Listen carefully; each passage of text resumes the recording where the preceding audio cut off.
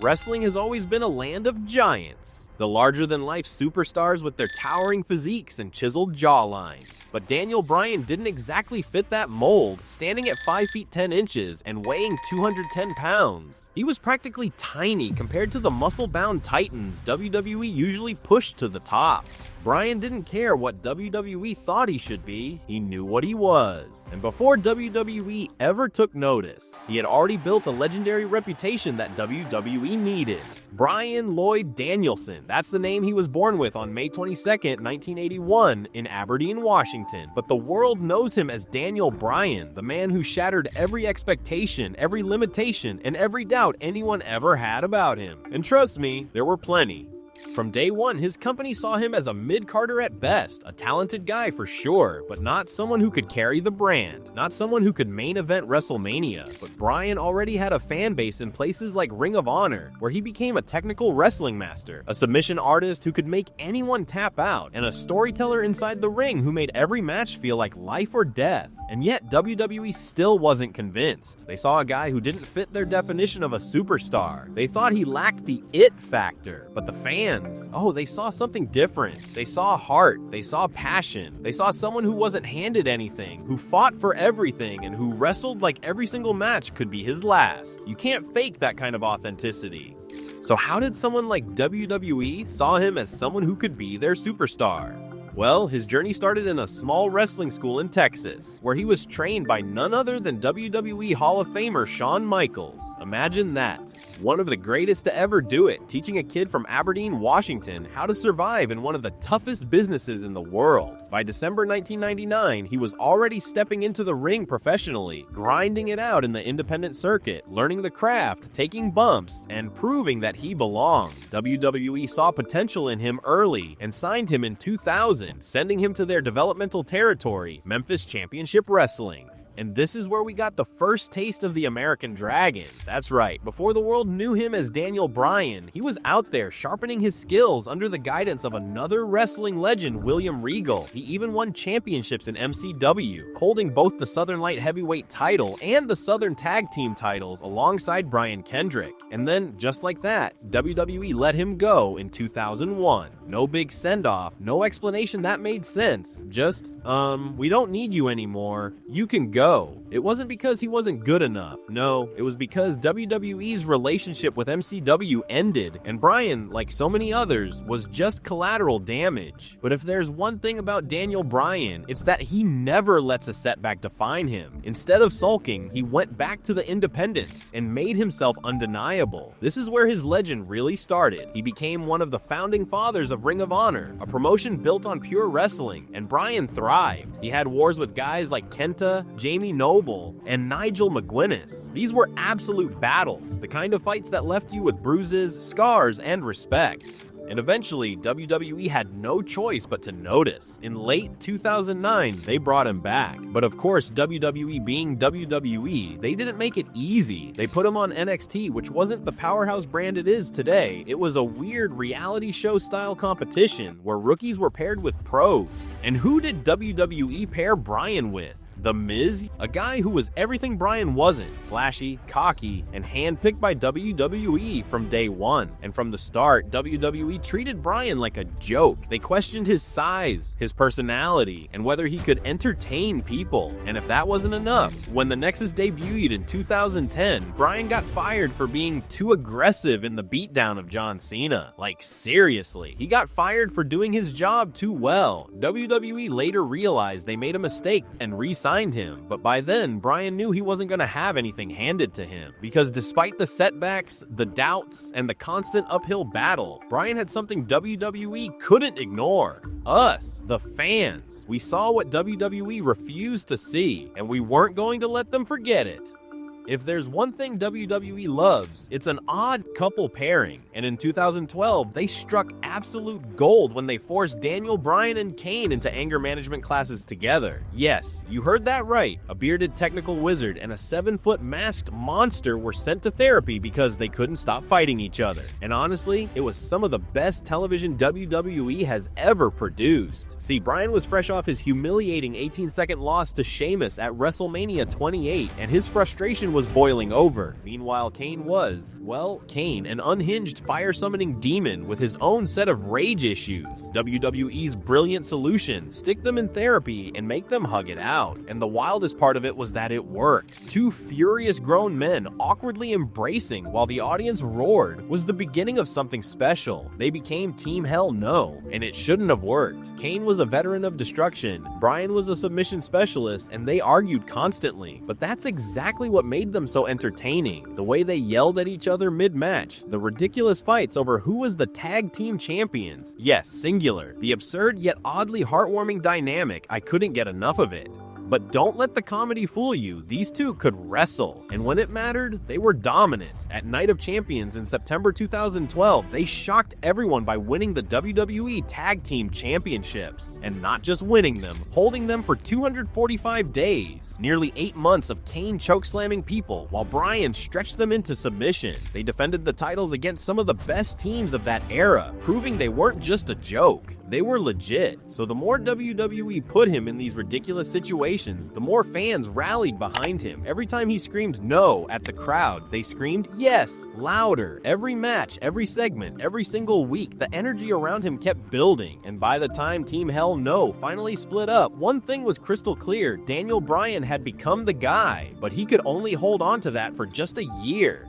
Losing sucks. And for Daniel Bryan, losing the WWE Tag Team Championships to The Shield at Extreme Rules 2013 was unbearable. Not just because the reign was over, not just because Seth Rollins and Roman Reigns took the gold, but because he was the one who got pinned. And in Bryan's mind, that meant one thing: he was the weak link. Now, let's be real. No one watching thought Daniel Bryan was weak. The guy was out wrestling everyone on the roster, but that didn't matter to him. He became obsessed with proving he was not the one holding Team Hell No back. And this wasn't just some passing frustration. His intensity went through the roof. He was going 110% at all times, throwing his body into opponents, going through ropes with reckless abandon, and demanding more and more competition. And you know what happens when someone starts going this hard? They start making mistakes. He and Kane got their rematch for the titles on Raw a few weeks later, and the very mistake happened. Another loss, more frustration, more cracks forming, and instead of Kane trying to calm Bryan down, their partnership started falling apart completely. Then came the match that changed everything. June 14th, SmackDown. Bryan, Kane, and Randy Orton versus The Shield. And this was the first time anyone had handed The Shield a loss in a 6-man tag on TV. And who got the win? Who made Seth Rollins tap out in the middle of the ring? Daniel Bryan. This was the turning point. Fans were getting louder. The yes chants were breaking through arenas. Commentators couldn't deny his talent anymore. Other wrestlers were publicly saying Bryan was pound for pound the best in the world. And WWE, they couldn't ignore it either. This whole storyline, this insane need to prove himself, wasn't just something Bryan was doing on screen. It was real. This was his whole career.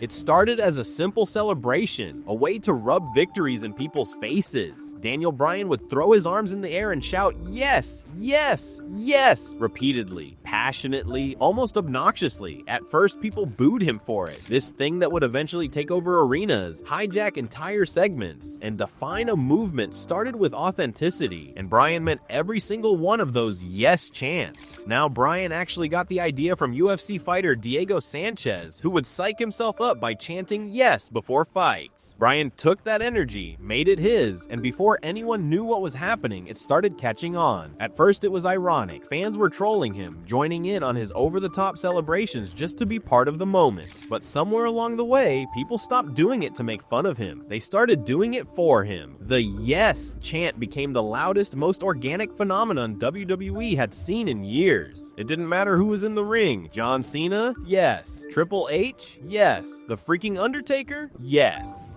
But the moment that cemented everything was March 10th, 2014, Monday Night Raw.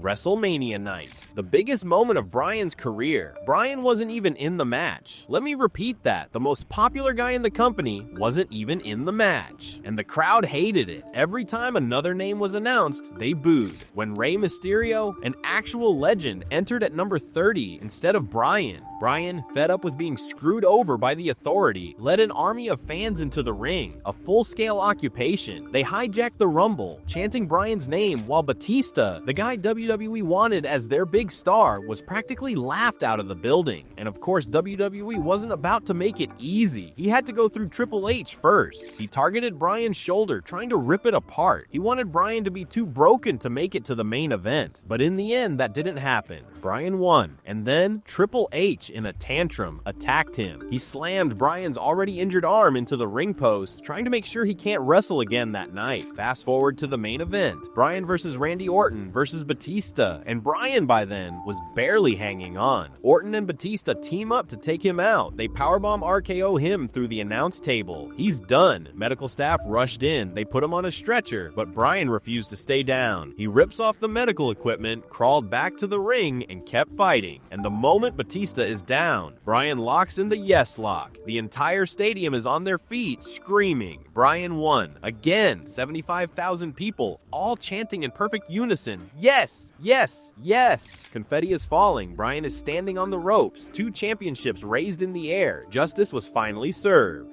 Daniel Bryan had everything: the championships, the respect, the love of the fans. But life never lets things stay perfect for too long. His WWE World Heavyweight Championship reign should have been legendary. It should have been the beginning of something even bigger, but it was cut short in the most brutal way. Just weeks after his career-defining win at WrestleMania, Bryan lost his father, and as if that wasn't enough, his body was failing him too. The years of grinding, the relentless style he wrestled with, it caught up to him. His neck just gave out. May 2014, he had the surgery, and then the news no one wanted to hear. Bryan was stripped of the WWE World Heavyweight Championship in June. Just like that, it was over. No rematch, no chance to defend it. The title he fought for, that the fans fought for, was taken from him. But Daniel Bryan had built a legacy that was unshakable.